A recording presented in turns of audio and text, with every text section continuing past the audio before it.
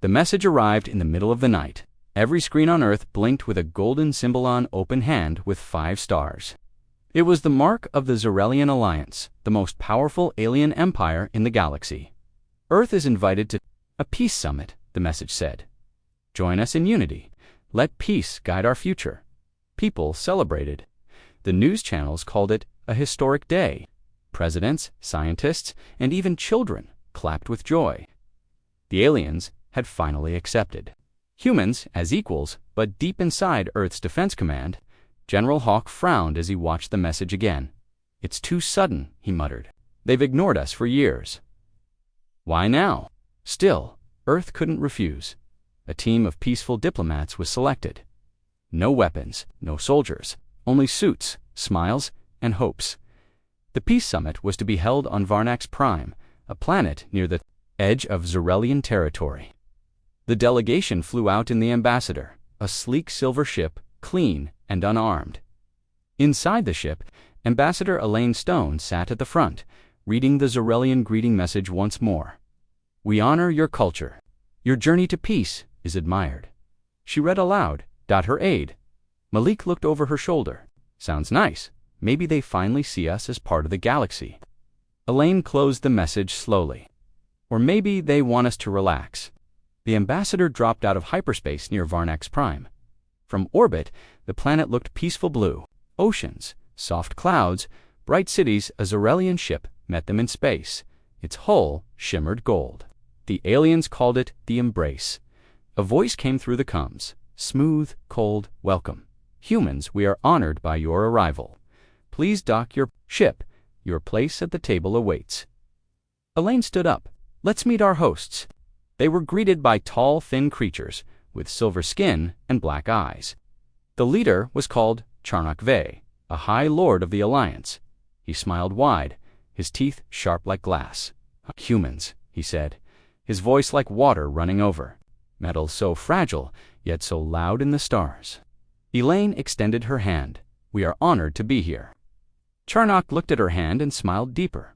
"Yes, very civilized." They were led into a massive hall made of crystal and light. A long table waited, filled with alien leaders from across the galaxy. The Peace Summit began. For hours they talked. About trade, about laws, about peace. Elaine kept her face calm, but inside her stomach twisted. Something felt off. The Xerelians were too polite, too quiet. Their eyes moved too fast. At one point, while others were distracted, she whispered to Malik, "Scan the area." Malik's eyes widened. "What?" "We're not allowed." "Do it," she said. "Use the pen camera." He nodded and tapped the small device in his jacket. As the talks continued, the camera connected to Earth's satellite systems. It looked beyond the planet. Behind its moons, what it found made Malik stop breathing. 6 massive warships, cloaked, silent, armed. Elaine's calm face turned to ice. "We're in a trap," she said under her breath. At that moment, Charnock stood. He raised a glass of purple liquid. "Let us toast to peace." And 2 endings. Elaine slowly rose. "2 beginnings," she said, trying to hide the shake in her voice. Charnock's smile stretched wider. "Yes, 2 beginnings of your silence." The lights in the hall dimmed. The walls shimmered. Alien guards stepped forward, slowly surrounding the humans, their smiles gone, their eyes glowing. "Your people speak of peace," Charnock said, stepping closer. "But we know peace is weakness. We do not fear your kind. We wish only to see what lies beneath your soft words." Elaine didn't blink. "You're making a mistake." Charnock leaned in. "Then show us." Just then, the walls shook. A deep boom echoed through the hall. Malik looked at his wristpad. "That wasn't from us, was it?" Elaine whispered. "Back up." Above the planet, space tore open. A small human fleet emerged from hyperspace. Not diplomats, not messengers. Soldiers, the UHS Vengeance, a stealth warship, led the charge. It opened fire on the hidden alien warships without warning. One Xerelian ship exploded in flames. Charnock turned, shocked. "You lied. You said no weapons." Elaine stepped forward. "We came in peace. You brought war." Guards rushed the humans. Malik tackled one. Another drew a glowing blade, but was thrown aside by Elaine with surprising strength. "I told Earth to wait," she said. But they didn't. More explosions rocked the sky. The ceiling of the peace hall cracked. Zarelian delegates screamed. Elaine grabbed a cum from her belt. "This is Ambassador Stone. Phase 1 complete. Begin Phase 2. The voice of General Hawk replied through static. "Roger that. Cleanup crew inbound." Charnock stared at her, furious. "You pretended to be weak." Elaine nodded. "No, we were weak. We just got tired of pretending." Above, Earth's warships continued their assault. Cutting through the Zarelian fleet like fire through paper, Charnock tried to run. Elaine stepped in front of him. "You wanted to see what hides beneath our words," she said quietly. "Now you'll learn. We were just being polite." The ceiling shattered. Drop pods rained from the sky. Human Marines landed inside the peace hall, weapons raised, armor glowing red, the room filled with smoke and fire. Elaine stood still in the middle of the chaos. Behind her, Malik said, "They thought we were soft." Elaine turned toward the burning skyline outside. They were wrong. The warships disappeared from the skies of Varnax Prime as quickly as they had come. The smoke cleared, but the message remained. Earth was not weak. Earth was not afraid. And most of all, Earth was done pretending. The UHS Vengeance didn't. Stay to conquer. Vanished into hyperspace, leaving behind a shattered conference hall, dead Zarelian guards, and a galaxy full of questions. On every news broadcast across the stars, one phrase echoed again and again. Humans. Attacked. First, back on Earth, the world was quiet, but it was not at peace. In the icy underground of Alaska, inside the command bunker known as Iron Deep, General Hawk stood over a glowing war map. They were alien ships. Watching, waiting. "They're gathering," Hawk said, his voice heavy. "But they're not striking yet. Then let's make sure the next time they never forget." In the same bunker, down 3 levels, a black door opened with a hiss. Inside was a dark room with no lights, only a red symbol glowing on the wall. A human soldier stood in the center. No name tag, no rank, just cold eyes and a silent mouth. He was part of Black Division, Earth's secret unit trained for Shadow Wars missions that didn't exist. Wars no one admitted. The soldier didn't speak. "You will carry a message to Zarelian High Command. Not words, not data. A personal one." The soldier nodded once.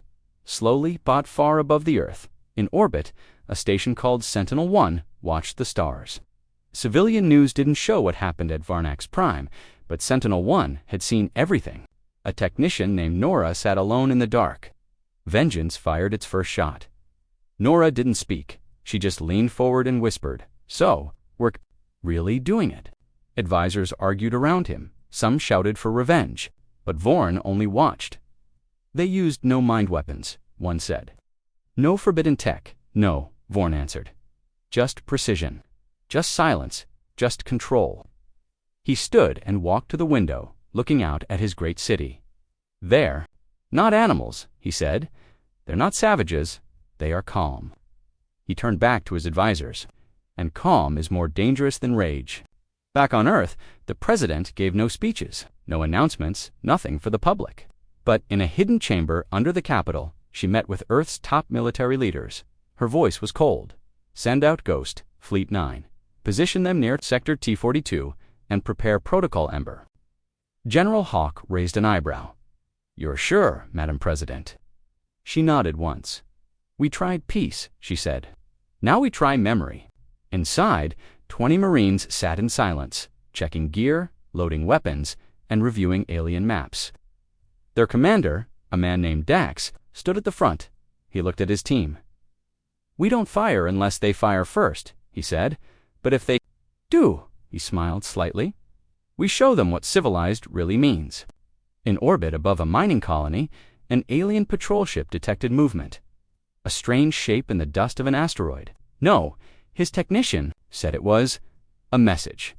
He had seen that face before in a report from Varnax Prime, a soldier who never blinked, who walked through fire, who did not stop. "This is not diplomacy," the captain whispered. "This is a hunt. Somewhere deep in space, in a black room floating in nothing, the Council of 10 gathered. They were the oldest species in the galaxy, said another. But they were waiting. But before they could send a message, a note in Galactic Common, you told us peace meant silence. So now we speak your language. Back on Earth, in a quiet cabin near the mountains. Our kindness was weakness, he said. Will we win? The old man closed his eyes. We already did, the moment they feared us. Meanwhile, Elaine Stone, the ambassador who had stood face to face with Charnock, sat alone in a hospital room. Her arm was in a sling, her side burned from plasma fire, but her eyes were focused on the screen. Footage played alien news, propaganda, Earth. Betrayed us, as Aurelian said. They wore the mask of peace. Elaine smiled bitterly. We wore no mask, she whispered. You just never looked close enough. Behind her, Malik entered, holding 2 coffees. No. But it will be clear. They'll understand us. One way or another, the room grew quiet. But far above that sun, in the cold vacuum of space, Earth's ships moved like shadows, silent, waiting. They had no banners, no anthems, no heroes, only purpose. And the galaxy would soon learn, civilization is not weakness. It's the cage we built around something far older, far stronger. And when that cage opens, nothing is the same again. The silence after Varnax Prime didn't last long. Across the stars, alien empires sent spies, diplomats, and warships toward Earth's borders. What had once been curiosity was now fear. The attack by the UHS Vengeance had changed everything. But Earth didn't wait to be surrounded. From a hidden base in the asteroid field of Sector V9, a transmission burst out into space. It carried no voice, no video, only a blinking red symbol. Phase 2 initiated. The galaxy had called Earth. Polite, now Earth would respond with precision. Far from Earth, deep in unclaimed space, floated a planet called Zardos. It was a gray rock with dark skies and metal cities. For years, the Zarelians had used Zardos as a covert staging ground. Hidden beneath the surface, they stored weapons, tested ships, and trained soldiers in silence. They thought no one knew.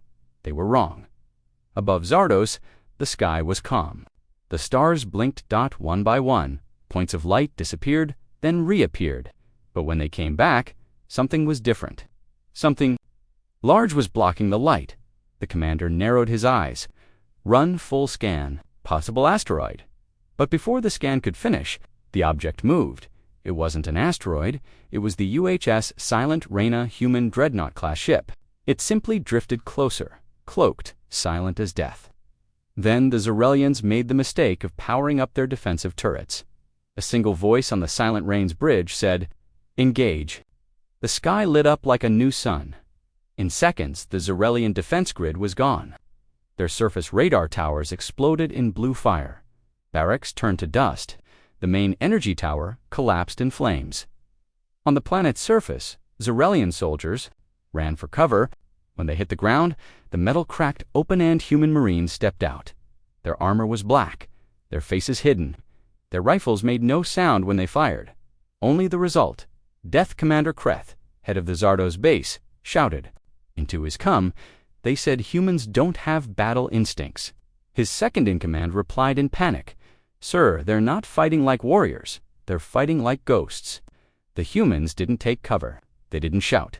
They moved in teams of 3, clearing buildings and bunkers like it was routine. Every step was calm.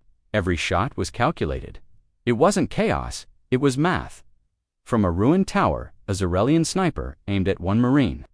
He held his breath and fired. The shot hit. The human dropped. But 2 seconds later, another human stood over the fallen one and kept moving. No scream, no pause.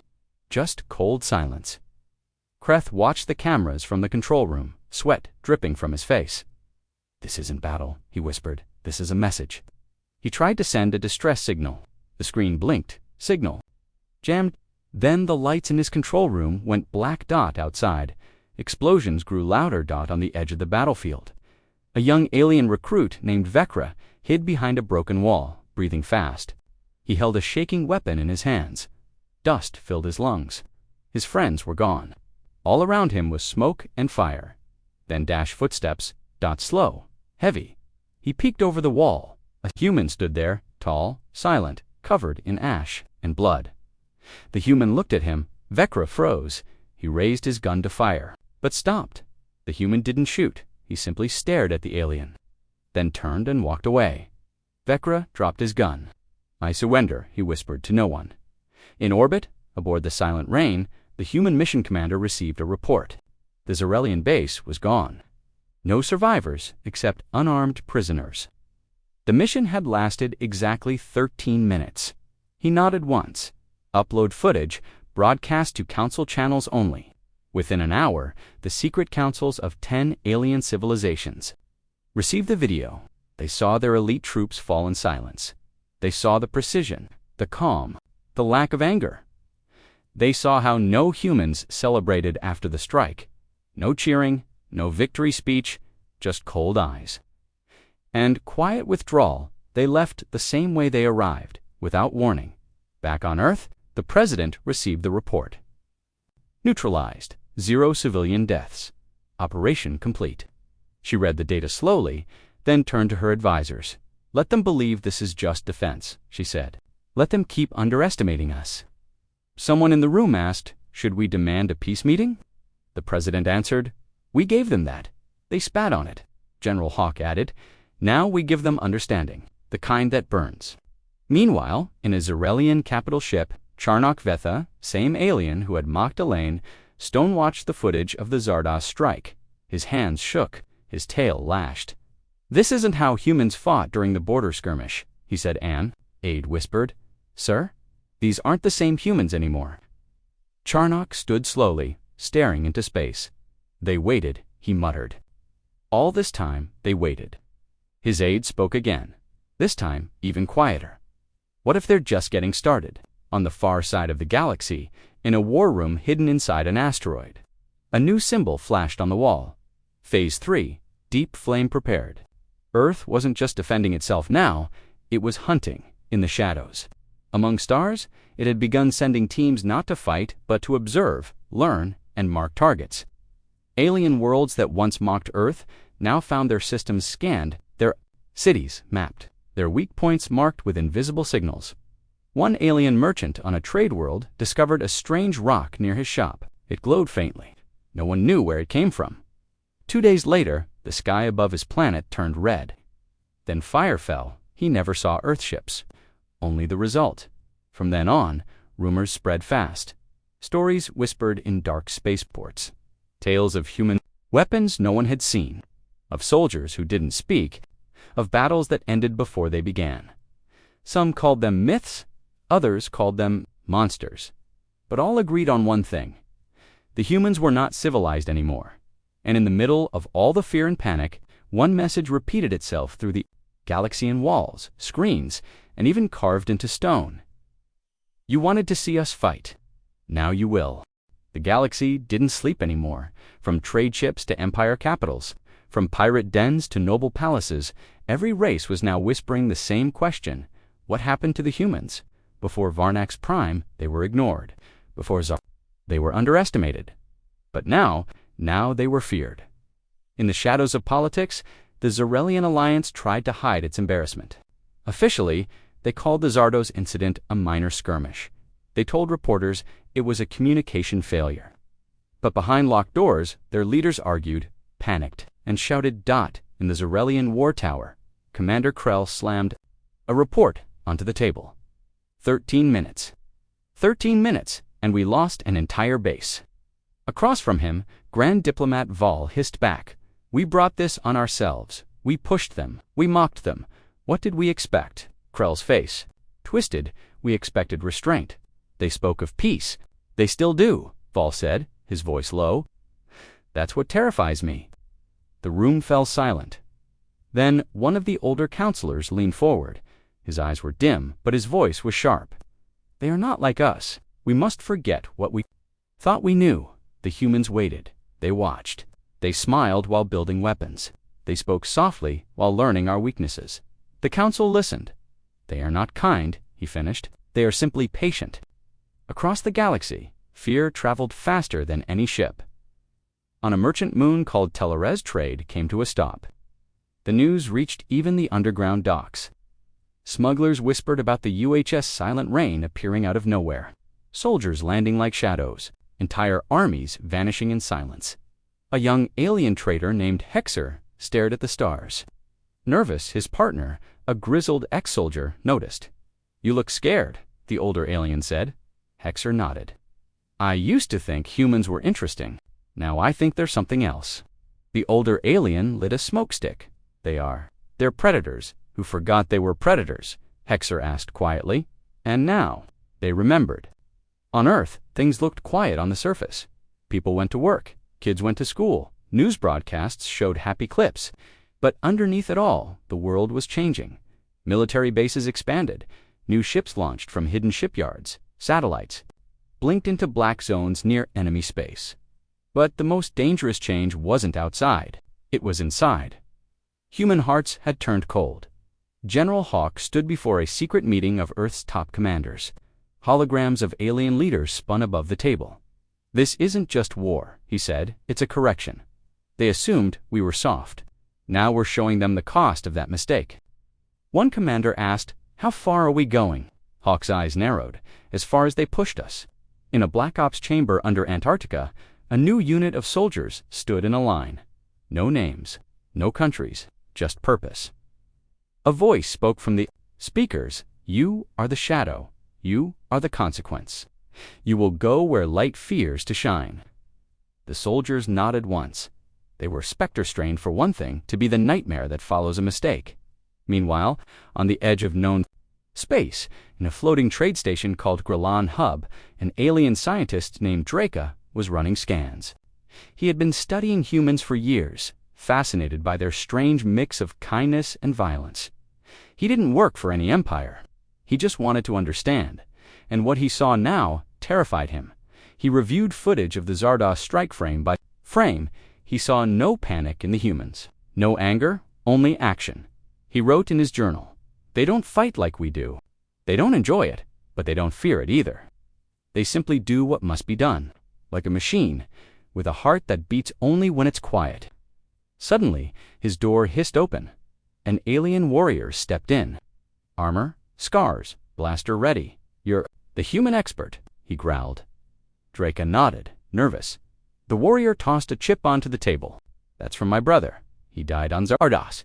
He sent one last message before your civilized humans killed him." Draca played the chip. A shaky voice spoke. "We thought they'd hesitate, but they didn't. One moment I was aiming, and then I was just the message cut off." The warrior stepped closer. "Tell me, Doctor, what are they?" Draca swallowed. "They are what you made them." The warrior blinked. Draca continued, "You laughed when they were weak. You crushed their peace. You called them harmless. And now you call them monsters." Elsewhere, on a Zarelian warship, Admiral Tharn stood at the observation deck. He was a veteran of 100 battles, but even he felt a chill as he stared into the stars. His second-in-command walked in. "We have word, sir." Another outpost was hit. No warning, no survivors. Tharn didn't turn. Was it humans again? "Yes, sir." He stayed quiet for a long moment, then he said, "Prepare the fleet." "For counterattack?" "No," Tharn said, "for defense. We fight only if they come." Back on Earth, Ambassador Elaine Stone recovered in silence. Her wounds from the Varnax trap still ached, but her mind was clear. She sat alone. Reading reports, Malik entered the room with a data pad. "They're asking questions across the galaxy," he said. Elaine nodded. "Let them." He sat beside her. "Do you ever wonder," Malik asked, "if we're going too far?" Elaine looked out the window. Double quotes, "No, we didn't start this, but we'll finish it." She looked at the stars. They wanted to see what was behind our smile. Now they'll never forget. At the Galactic Central Archives, a historian recorded a new chapter. She read the news, watched the footage, collected testimonies. Her final line read, "The humans came in peace, but peace was not returned." Now the stars echo not with words, but with fear. In space, a strange satellite drifted near an alien moon. A scout ship approached and scanned it. There were no weapons, no signal, just one message, written in large glowing letters: "Civilized does not mean weak." In the cold void of deep space, something was stirring. It wasn't a fleet. It wasn't a weapon. It was silence. but not the peaceful kind. It was the silence before a storm, the kind that made commanders sweat and governments panic, because now the galaxy knew humanity had stopped being quiet. On the edge of the Krellin system, Zarelian scouts moved carefully. Their ships were fast and sharp, built for sneaking and spying. They had once laughed when assigned to watch Earth's systems, but now none of them laughed. Not after the Silent Rain. Commander Cern, leader of Scout Division 47, stared at the dark readings from his ship's sensors. "Something was wrong, sir. The asteroid belt ahead it's changing," said his technician. CRN squinted. "What? Do you mean changing?" The screen flickered. Asteroids shifted, not naturally. They moved in perfect lines. To clean, to exact, they're not rocks, the technician whispered. There, before he finished, the sensor screen turned red. Incoming object, speed, Mach 17. The ship shook. Alarms screamed. Cern grabbed the CUM, shields up, moved to the hull, split in half before he finished the sentence. Outside, a new kind of drone spun past the wreckage. Sleek, black, no heat signature. It didn't look like a weapon. It looked like a warning, and that warning had just arrived, far across the stars, in a hidden base known only to top Earth leadership. A shadowy team reviewed the operation. General Hawk stood at the front of a cold steel room. That was Phase 4, he said calmly. Krellin's scouts are gone. Their sensors won't see us coming now. One of his aides nodded. Phase 5 is ready. Should we proceed? He gave a slow nod. Release the monsters. They didn't mean aliens. They meant Black Division. The galaxy knew of Earth's official fleets, the United Human Navy, the Orbital Marines, the diplomatic envoys. But Black Division wasn't on any official list. They didn't wear flags, they didn't ask questions, and they never left witnesses. On a dead moon near a dying star, a ship landed without sound. Out of it stepped 6 figures, each one covered in black armor with no insignia, no lights, and no mercy. Their mission was not conquest, it was clarity. Commander Nix, leader of this unit, moved through the darkness like it was home. She raised her hand, signaling the others to stop. Ahead was a Zarelian listening post, small, well hidden, and key to tracking human movements. One of her team whispered, "No movement, just guards." Nix nodded once. Sweep, 0 sound. They didn't use rifles, they used short blades. And shock pulses, quiet, close, deadly. Guards fell without even knowing they were under attack. Cameras blinked and died. Doors opened and closed in silence. In 7 minutes, it was over. The outpost no longer existed. All data was erased, all bodies removed.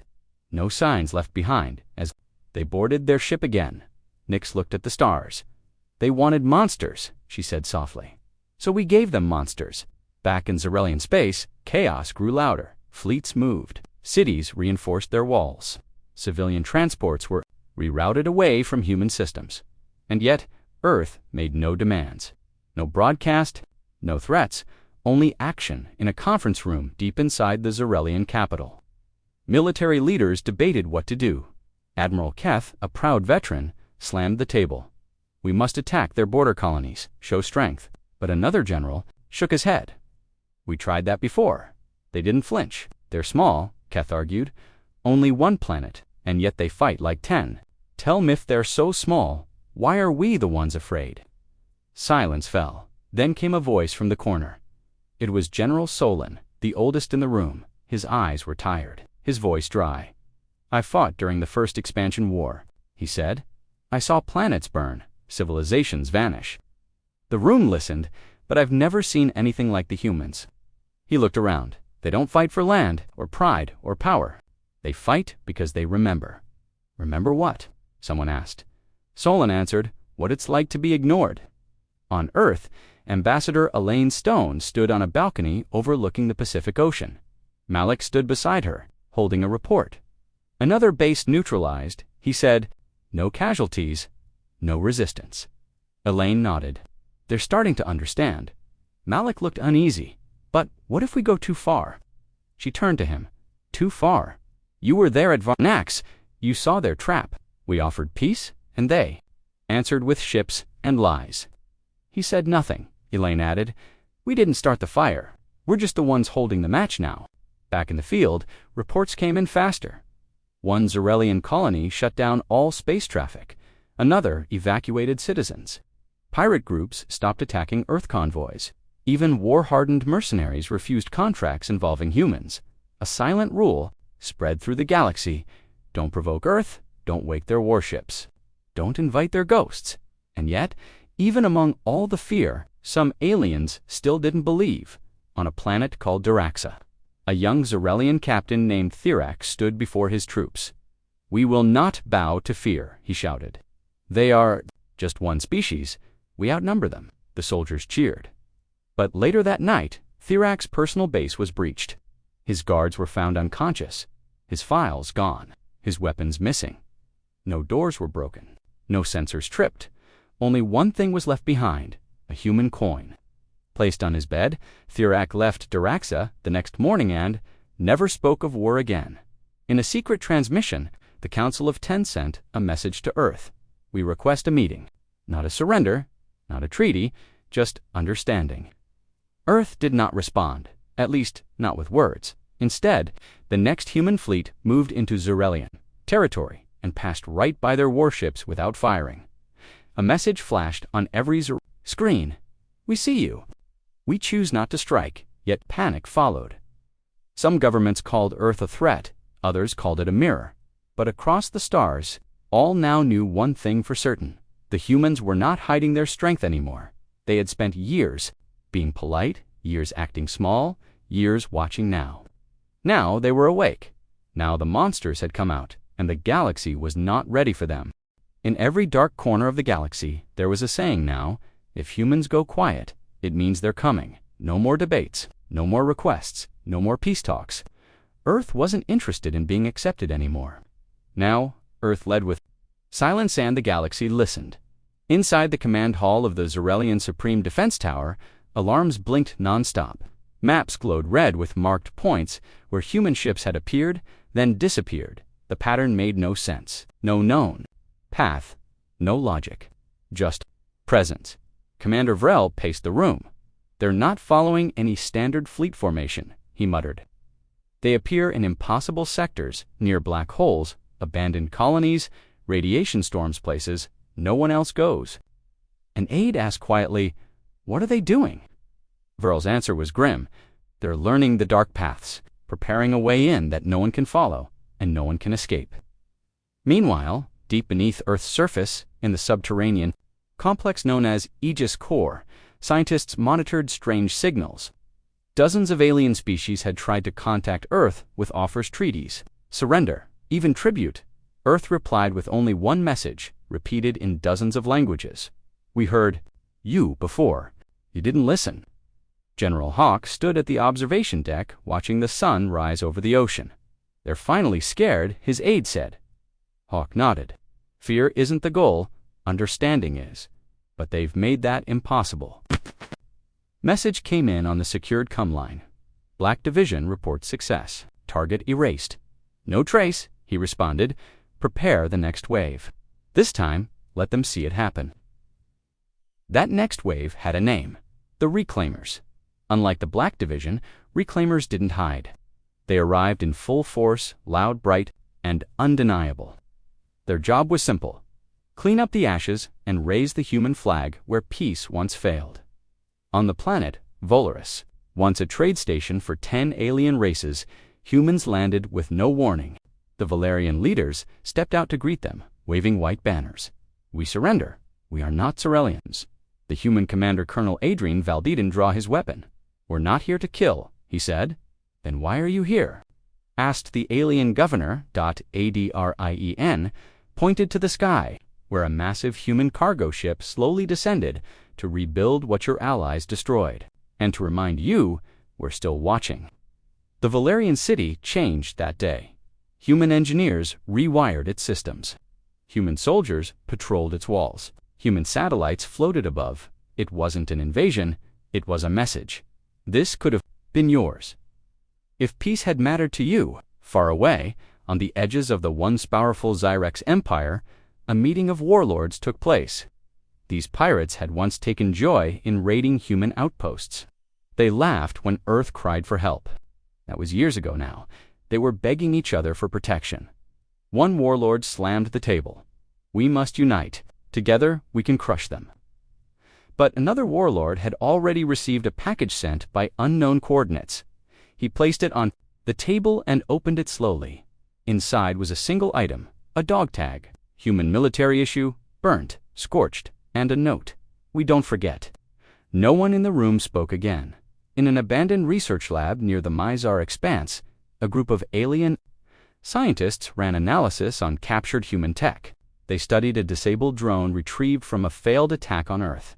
The drone had no control core, no data chip, just a glowing message carved into its metal frame. You came with secrets. We came with memory. In a quiet temple on the diplomatic moon of Trosek, an ancient priest prayed before the galactic flame. A symbol of unity among species. His apprentice whispered, "Elder, is it true what they say, that humans have become something else?" The priest didn't answer at first. Then he slowly opened his hand, revealing a piece of black stone-smooth cold and marked with a human fingerprint. "It's not that they changed," he said softly. "It's that we refuse to see them clearly, and now they are simply showing the truth." Back on Earth, Ambassador Elaine Stone addressed the secret human council. She looked at the map of stars' red zones spreading wider now. Earth wasn't shrinking anymore. It was expanding through silence and fear. "There is still a chance," she said, "a small one, but it exists." General Hawk frowned. "You believe the galaxy can still understand us?" Elaine nodded. "If we stop before we become what they claimed we were." He didn't answer, only stared at the glowing battle maps. A new report appeared. Another Zarelian weapons cache destroyed. No resistance. Human troops withdrew before locals arrived. Elaine stepped closer. "We're not savages, Hawk. We're still human." He looked up at her. "That depends," he said, "on what they push us to become next." Elsewhere, deep in uncharted space, a ghost signal appeared on alien frequencies. It wasn't coded. It wasn't hidden. It was a human voice. "Calm, clear. We asked for peace. You gave us chains. We smiled. You spit. We warned. You laughed. We're not laughing now." The message, repeated across thousands of systems. And when it stopped, thousands of stars went dark. Power grids failed. Comlinks broke. Drones shut down. Entire planets blinked into pre-technological silence, paralyzed by Earth's unseen reach. It wasn't just war anymore. It was dominance without firing a shot. Alien leaders screamed for help, but Earth didn't answer. Not because it couldn't, because it chose not to. Back at Aegis core, inside a room of shadowed screens, a high-ranking Earth strategist whispered to his team. They wanted us to speak their language. We did. He turned off the screen. Now, we speak none at all. The stars had grown quiet, too quiet. Galactic trade routes had once been filled with music, merchants, and messages. Now, only tension floated through space. Ships traveled slower. Messages were shorter. Nobody wanted to draw attention because everyone feared the humans might be listening. On the surface of Dreska Prime, the once busy city of Kalvar stood still. Its spaceport, once filled with traffic, sat half-empty. Market stalls stayed closed. Soldiers patrolled the walls with their eyes toward the sky. Captain Velok, commander of Dreska's planetary defense, walked the upper walls, watching clouds. "Drift. They won't come here," his officer said, trying to reassure him. "We haven't attacked Earth. We even sent supplies to their colonies during the war." Velok didn't smile. "They don't care anymore," he replied. "They're not checking lists. They're checking memory." His eyes stayed on the sky. "If we ever stood by while someone mocked them, we are guilty." Across the stars, human ships moved without noise. No broadcasting, no warnings. Their engines were cooled to remain undetectable. Only the brief distortion of light hinted they were nearby. By then, it was too late, on a hidden moon orbiting a dead gas giant. Black Division prepared for their next operation. Their mission was codenamed Ash Echo. It wasn't a full attack. Not this time. Instead, it was a visit, a quiet reminder. The target was a planet named Jarnes, known for its factories. During the early days of Earth's expansion, Jarnes had sold weapons to Earth's enemies, then denied it. Now they would be reminded. 6 human dropships entered the planet's airspace. Undetected, They didn't shoot, they didn't destroy, they landed outside the main city and left behind a single box. Then they vanished into the clouds. The city guards approached the box. Nervous, it clicked open. Inside was a tablet showing video footage years old, grainy images of Jarney's merchants, selling advanced plasma rifles. To the Zarelians, a note appeared on the screen. "We don't forget, but we can forgive. Decide quickly." Panic spread through the city. The government declared a state of emergency. Factories shut down within the hour. Weapons were destroyed. Ships sent apologies toward Earth. There was no reply, but 3 days later, the same box reappeared with a second message. "Understood, for now." Back on Earth, General Hawk reviewed a new report. He stared at the words for a long time before finally closing the file. Another planet stepped back. He muttered. Ambassador Elaine Stone, standing beside him, nodded. "Fear is powerful," she said. "But dangerous, Hawk?" added Dot. Elaine turned to him. "We can't keep pushing like this." He looked out the window. "We're not pushing, we're being pulled. By every insult, every betrayal they threw at us, we're just answering." She stared at him in silence. And somewhere, deep inside, she wondered, what if this answer becomes louder than who we are? Far beyond, in the council chambers of the Zarelian Dominion, leaders watched a new message broadcasted from their intelligence wing. The message wasn't from Earth. It was from one of their own Admiral Reth, stationed near the human neutral zone. His voice was calm, but his eyes showed something else. "They're not attacking our ships," he said. "They're not raiding colonies. They're just being there, watching, letting us feel them." He leaned forward in the message. "And that's worse than war. Because I know what's coming next." Someone in the chamber stood. "We must retaliate." But Reth's next words stopped them. "You retaliate, and they will erase you." In a hidden lab on Earth's dark side, a quiet experiment continued. A neural AI codenamed Vigil was watching hundreds of alien signals. It tracked patterns, lies, fear spikes in voice messages, and it made recommendations. Vigil wasn't a weapon. It was a mirror, a voice-only AI that translated fear into strategy. It could listen to an alien ambassador's breath and tell if they were planning betrayal. Its latest report read, "Zarelian Council Lady 2% preparing for hidden assault. Recommended response: station Ghost Fleet near their moon. Do not engage unless fired upon." Earth followed it exactly. The fleet arrived, hovered silently, never spoke. The Zarelians backed down. The galaxy took another deep breath, hand held. Some races tried to prepare for what might come next. Others simply surrendered without a fight. On the small planet of Varun, a peaceful civilization voted to fly Earth symbol over their government buildings voluntarily. They were never attacked. In the sky above, a human satellite drifted slowly, watching, and left without incident. This act became legend. And the Varuni leader said, "They didn't come to rule us. They came to see if we understood them." Still, not all species learned. In a secret moon base, an alien warlord named Drac Suvian rallied a group of mercenaries. He held up Earth's emblem and tore it in half. "They are cowards. Shadows, we will strike first and become legends." His men cheered. 4 days later, his base disappeared. No explosion, no smoke, just gone. In its place, a single transmission. "We warned you. Legends burn too." Meanwhile, back at Earth's orbital command, Malik handed Elaine another folder. "Alien worlds keep pulling back," he said. "They're afraid we'll break them if they make a sound." Elaine read the report. "We're not fighting anymore," she said softly. "We're haunting." She walked toward the window and looked out into the stars. "They thought civilized meant soft," she whispered. "Now they sit meant patient." Behind her, General Hawk watched the sky too. "And patience," he said, "is running out. In the void between galaxies, there are places where even stars do not shine. That is where the human fleet waited now, not in orbit, not near colonies, but in deep space, where only blackness lived unseen, untouched. This was the wall, a secret. Military fleet formation Earth had prepared for years, thousands of ships. No signals, no movement. Just endless rows of dark metal waiting in cold silence. They weren't there to attack. They were there for one reason only, to remind the galaxy Earth never forgot in the Zarelian capital. The highest council met in panic. News had spread.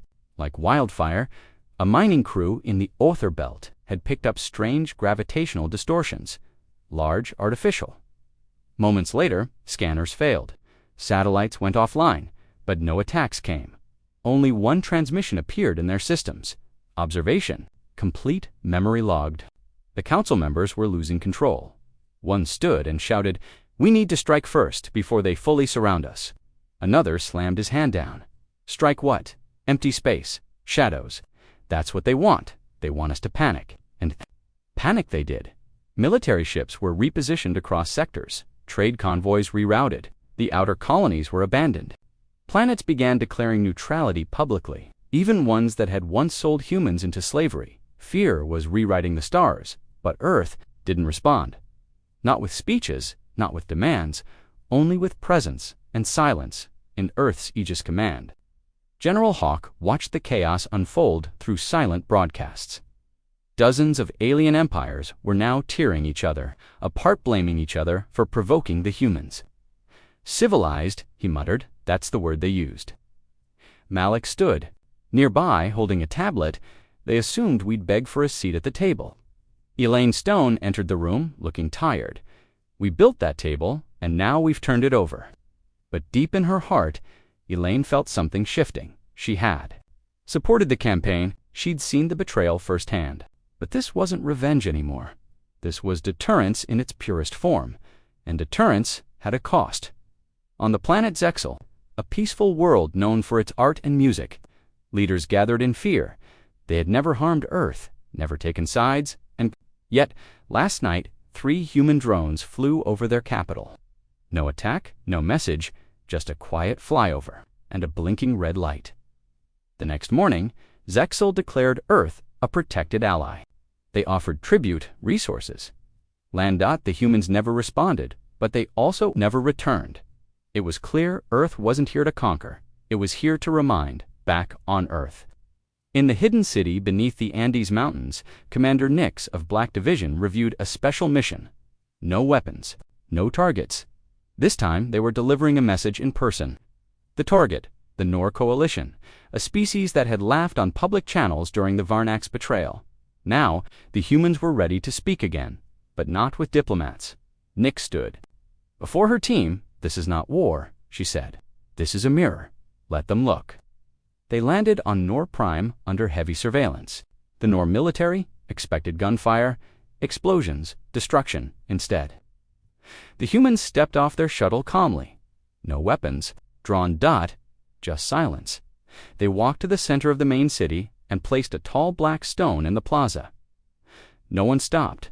The stone lit up and displayed footage, real-time video from dozens of alien leaders mocking Earth. Years ago, laughing, insulting, threatening. Then came the second half. Footage of those same leaders, today dead, vanished, or kneeling. The Nor people watched in horror. Then the screen showed 4 words. Civilized was a choice. And the humans left, no blood spilled, no orders given, just a message. Carved in stone, across the stars, species began changing how they taught history. Earth's rise was now studied like a storm, a force, a lesson. Alien schools began telling, "Younglings, do not confuse patience with weakness." The humans waited, and then they answered. But even as fear ruled the stars, something darker was brewing beneath it. Resentment in a hidden meeting on a station near the galactic edge. A group of powerful empires gathered, Zarelians, Tavari, Ulox, and more. Old enemies now allied by fear. Their plan, a new alliance, secret, ruthless, codenamed the Silence Breakers. "We must strike together," said Charnock Fay, the Zarelian diplomat who had once insulted Elaine Stone. "We must show the humans we're not just prey." Another general agreed.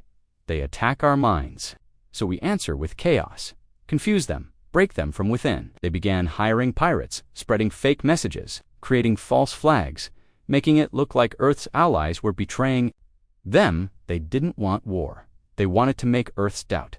But Earth had seen through tricks before. Inside Aegis's core, the AI Vigil flagged multiple false signals. Malik read the reports. They're trying to bait us, Elaine whispered. So we don't attack the enemy, they want us to attack our friends. Hawk gave a cold smile. Then we stay silent.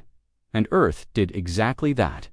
But the AI was working, quietly, patiently, in every communication channel.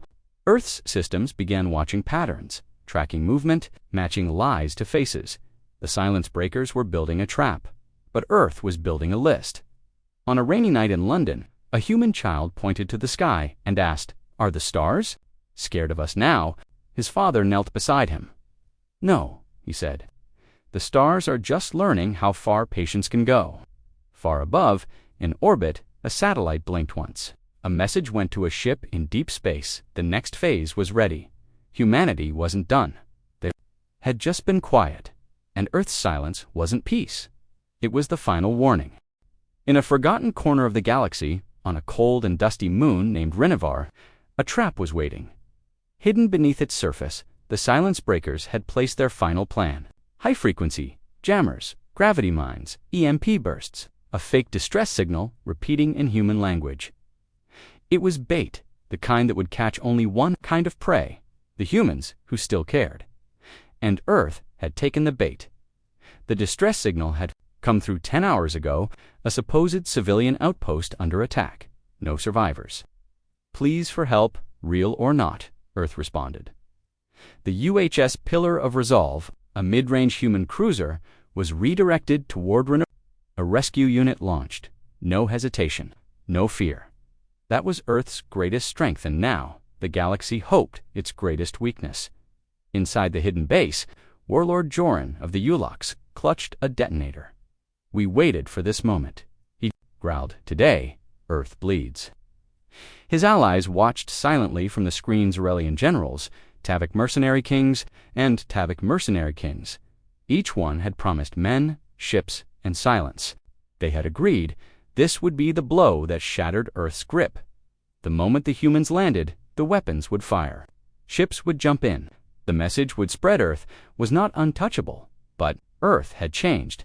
They didn't send diplomats. They didn't send Marines. They sent Ghost Division. Commander Nix and her unit stepped onto Renovar's frozen surface. Not fooled for a second. "This isn't a rescue," she said calmly. Her second-in-command nodded. "It's bait." Nix smiled beneath her helmet. "Good. Let's see who's dumb enough to bite." The team moved fast, silent, surgical. They scanned heat pockets, detected weapon caches, located underground power signatures. And most importantly, they didn't engage. Instead, they uploaded everything to Vigil. Within minutes, Aegis Corps had the full layout of the enemy trap, and more importantly, the list of who planned it. The silence breakers, names, faces, coordinates, and Earth began closing the doors. But on Renovar, the trap was still live. Commander Nix left a decoy drone behind and signaled her ship. "We've confirmed it's a kill box. Let them think we're dead." "Understood," her pilot replied as her team rose into the atmosphere. The drones below activated and walked into the field of fire. Inside the base, Warlord Joran saw the signal. "Targets confirmed," he roared. "Fire." The skies lit up with plasma explosions, gravity bursts. Smoke filled the valley. Jorr Ann grinned. "The humans are gone." But then his screen flickered, glitched, froze. The next second, every screen across the entire complex turned black, then lit up again. This time, a human face stared back. It was General Hawk, and he was smiling. "You were right. This was a trap. You just didn't know. It was yours." Joran's blood ran cold. Explosions ripped through the walls, not from outside. But inside, humans had never entered the front doors. They had entered days ago, quiet, underground. Through the vents, through the shadows. By the time the silence breakers noticed, it was too late. Across the galaxy, Earth's list came alive. On the Tavari homeworld, a political leader vanished from his own bedroom. On the Zarelian moon base, an entire council. Transport exploded mid-flight on the pirate world of Gorvac 7. A warship disappeared from orbit without a trace. One by one, the names vanished from the list. Earth didn't need an army. They needed truth and memory, and they used both like a scalpel at the Aegis Council chamber. Elaine Stone watched the list update in real time. We let the trap close, Malik whispered beside her. Elaine nodded. Because we knew who said it. Is this war? He asked. No, she said. This is understanding. But somewhere in her voice, even she wasn't sure anymore, because the galaxy wasn't recovering. It was falling apart. Empires broke treaties out of fear Earth might be watching. Old allies accused each other of betrayal before Earth could accuse them. Planets declared independence just to avoid being linked to the wrong side, and Earth said nothing. No celebrations, no messages, just calm silence. And ships that moved through the dark like ghosts. On Rinover, after the base collapsed into smoke, Commander Nix stood alone on a cliff, watching. The trap was gone. She touched her communicator. Command, operation successful, they believed. The lie. Back at Aegis Core, General Hawk leaned forward. Then it's time for us to tell the truth. He sent a single command. Across all human systems, one message was broadcast. Only one dot in every alien tongue. On every frequency, it said, "We offered peace. You prepared war. We waited. You pushed. You laughed. You lied. You set a trap. And now we remember." Then silence. No ship moved. No fleet advanced. But the message had reached deep. It wasn't just a warning anymore. It was a record. A history written by action. A final chapter is still being written. In a classroom on a peaceful alien world, a child raised their hand. Teacher, are the humans coming? The teacher looked at the window. No, she said softly. They've already been here. The galaxy had grown quiet. Not from peace, from fear. Across thousands of systems, communication slowed. Warships remained docked. Civilian transports stayed grounded. Galactic leaders held secret meetings behind locked doors. No one dared to speak loudly anymore, not when Earth might be listening. And yet, Earth said nothing. No invasion. No speech. No demands. Just presence. A presence that echoed louder than war ever could. In orbit around the fractured planet Kelros, a Zarelian diplomat hovered above the ruins of what had once been a proud city. Below, buildings lay in ashes, not by human hands, but by their own people. Panic had led to collapse. Had the humans contacted us? The diplomat asked his aide. No, sir, came the reply. The diplomat looked out the window. Then why do I still feel like we're surrounded? Far across the stars, inside Earth's command center, Aegis Core, General Hawk stood alone in the dark room. The walls were lit only by tactical maps, glowing red in sectors where Earth had been insulted, betrayed, or forgotten. The red faded to gray. The operations were ending. The war without war was almost over. Malik stepped beside him. No retaliation in 72 hours. No threats, no moves from their side. They finally understand, Hawk said. But at what cost? Malik asked. Hawk didn't answer, because he already knew the cost. Humanity had shown the galaxy what it meant to be civil. They'd offered peace, trust, trade, unity. The galaxy had answered with mockery, weapons, and betrayal. Now they had seen the other side of civilization, the one with steel beneath the skin, in a massive galactic council summit held in total secrecy on a neutral moon. Over 40 alien species gathered in fear. No media, no lights, just shadows. They didn't meet to plan war. They met to discuss survival. Earth has not spoken, said a trembling Tavari leader.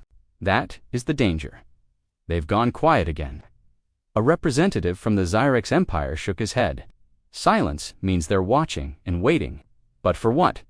Someone asked. The room stayed quiet for too long. Then a single word echoed across the chamber. Respect. Everyone turned. It was a Varuni elder, one of the oldest races in the galaxy. They waited for it, the elder said. They bled for it. We denied them again and again. He held up a human coin he carried as a symbol of honor. They were civilized long before us. We just didn't see it. In the following days, something unexpected happened. Not rebellion, not retaliation, but acknowledgement. One by one, alien planets started broadcasting messages, not of surrender, not of fear, but of truth. We were wrong. We acted in pride. We saw only your size, not your strength, and Earth still said nothing until finally, after weeks of silence, Earth's replied. Across every channel, in every language, the same words appeared. We have heard your words, and we will watch your actions. Peace was never a weakness. Civilization was never a mask. But if we must choose again, we know how to be quiet, and we know how to be loud. The stars lit up. Ships moved, but not in war. Human vessels arrived. On peaceful worlds, bringing engineers, builders, healers, Earth was not here to burn the galaxy, it was here to warn it, and that warning had been received. On the edge of Zarelian space, the once hostile border world of Garneth opened its gates. To Earth's delegation, the soldiers that once aimed rifles now lowered them. The human ambassador stepped down, offering no words, only a small seed, gifted from Earth's forests. The Zarelians accepted it. No treaties signed, no flags changed, but a new age began in a quiet human classroom on Earth. A young girl stood up. "Teacher," she asked, "why did the galaxy fear us?" The teacher smiled gently. "They thought we were weak," she said, "because we smiled." "Then why did we stop smiling?" The teacher walked to the window, looking up at the sky. "Because sometimes, when the world is loud with lies, silence becomes the strongest truth." And so, the galaxy learned not from war, but from watching. They saw what humans became when peace was ignored. They saw what civilization looked like when it chose to fight back, and they never forgot the day. The humans stopped talking, because it was the day the galaxy finally started listening.